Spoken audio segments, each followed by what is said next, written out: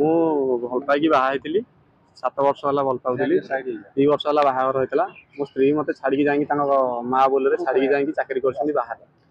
कौन पे छाड़ी बोले अपन भाबु कौन पे से केवल चाकरी तांको माँ बोलरे चाकरी करके तांको घर चलेबे बोली से जिद्दीरे जाइछन्ती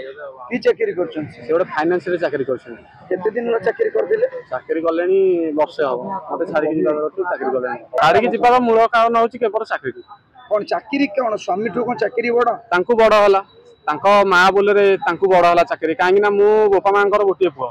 मो बापा दिह खराब बोर दिह खराब मु देखिली मु तो काम को जाऊँ सकाल जाऊँ संध्यार आसुची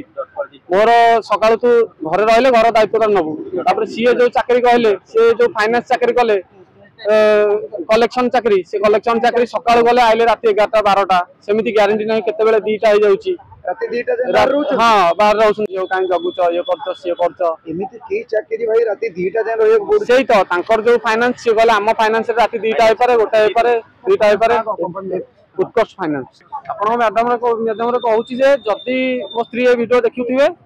सी जदि चाहूँ मत छाड़ी अलग होगी रहा खुशी रुहतु जदि चाहूँ मो पाखक आसिया भी मुझे स्वीकार करी।